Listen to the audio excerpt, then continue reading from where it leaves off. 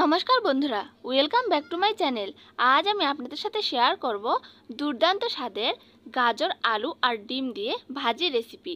আশা করছি আজকের এই রেসিপিটি আপনাদের অনেক ভালো লাগবে। ভিডিওটি ভালো লাগলে লাইক, কমেন্ট এবং শেয়ার করতে ভুলবেন না। আর আমার এই চ্যানেলে নতুন হয়ে থাকলে চ্যানেলটি সাবস্ক্রাইব করে পাশে থাকা বেল আইকনটি বাজিয়ে দিন, যাতে পরবর্তী ভিডিওর নোটিফিকেশান সবার আগে আপনার কাছে যায়। আমার এই চ্যানেলটি সাবস্ক্রাইব করে আমার এই ছোট্ট চ্যানেলটির পাশে থাকার অনুরোধ রইল। তাহলে চলুন বন্ধুরা, দেরি না করে ঝটপট ভিডিওটি শুরু করা যাক। রেসিপিটি বানানোর জন্য আমি এখানে কি নিয়েছি তা আপনাদের দেখিয়ে দিচ্ছি। দেখতেই পাচ্ছেন বন্ধুরা, আমি এখানে সর্বপ্রথম নিয়েছি 5টা কাঁচামরিচ, 3টা পেঁয়াজ, 3টা আলু, 1টি ডিম আর 2টো নিয়েছি গাজর।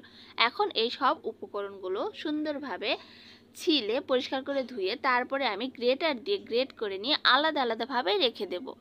আপনারা যদি চান তাহলে কিন্তু অবশ্যই এগুলো বটির সাহায্যেও কাটতে পারেন, তবে অবশ্যই খুবই চিকনভাবে কাটতে হবে। দেখতেই পাচ্ছেন বন্ধুরা, আমি কিন্তু গ্রেটার দিয়ে খুবই ভালোভাবে আলু আর গাজর গ্রেট করে নিয়েছি। অবশ্যই কিন্তু এইভাবেই গ্রেট করে নিতে হবে, তা না হলে এই ডিম দিয়ে ভাজি রেসিপিটা একদমই ভালো লাগবে না খাইতে। আর পেঁয়াজগুলোও কিন্তু আমি বটি দিয়ে কুচি কুচি করে নিয়েছি আর মরিচগুলো চাকা চাকা করে নিয়েছি। এগুলো তো সব আমার রেডি হয়ে গিয়েছে। আমি এখন এই ডিমটা ফেটে নিয়েছি। দেখতেই পাচ্ছেন বন্ধুরা, আমি ডিমটা কিন্তু এখন এর মধ্যে লবণ হলুদ দিয়ে গুলিয়ে নেব না, এইভাবেই আমি সরাসরি রান্নার পাশে যাব।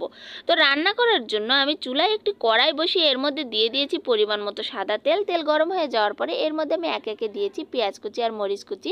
এখন খুবই ভালোভাবে নাড়াচাড়া করে দেব। বাদামি রং হওয়া পর্যন্ত আমি পেঁয়াজ আর মরিচগুলো কিন্তু ভেজে নিতে থাকবো। দেখতেই পাচ্ছেন বন্ধুরা, কালারগুলো কিন্তু প্রায় চেঞ্জ হয়ে এসেছে পেঁয়াজ আর মরিচের। এখন আমি পেঁয়াজ আর মরিচগুলো একটু সাইড করে দিলাম। মাঝখানে এখন দিয়ে দিচ্ছি এই ডিম। এখন এর মধ্যে দিয়ে দেবো পরিমাণ মতো লবণ আর পরিমাণ মতো একটুখানি হলুদ। তারপরে আমি খন্তার সাহায্যে ডিমটা গুলিয়ে ভেজে নেব ঝুরঝুরে করে। আর এই ঝুরঝুরে করে ডিম ভাজার জন্য কিন্তু অবশ্যই ডিম ছেড়ে দেওয়ার সাথে অনবরতই নাড়াচাড়া করতে হবে, তা না হলে ডিম শক্ত হয়ে যাবে। আর শক্ত হয়ে যাওয়ার পরে কিন্তু ডিমটা একদমই ঝুরঝুরে হবে না। তো দেখতেই পাচ্ছেন বন্ধুরা, ডিমগুলো ঝুরঝুরে করে নেওয়ার পরে কিন্তু আমি পেঁয়াজ আর মরিচের সঙ্গে খুবই ভালোভাবে মিশিয়ে 1 মিনিটের মতো নাড়াচাড়া করে একটি বাটিতে নামিয়ে রেখে ওই কড়াইয়ে দিয়ে দিলাম কিছুটা পরিমাণে সাদা তেল। তেল গরম হয়ে যাওয়ার পরে আমি এর মধ্যে একে একে দিয়ে দিলাম আলু কুচি আর গাজর কুচি। এখন খুবই ভালোভাবে আমি নাড়াচাড়া করে দিচ্ছি। এখন এর মধ্যে দিয়ে দিব স্বাদ মতো লবণ আর পরিমাণ মতো একটুখানি হলুদ। ব্যাস, এখন খুবই ভালোভাবে এটা নাড়াচাড়া করতে হবে।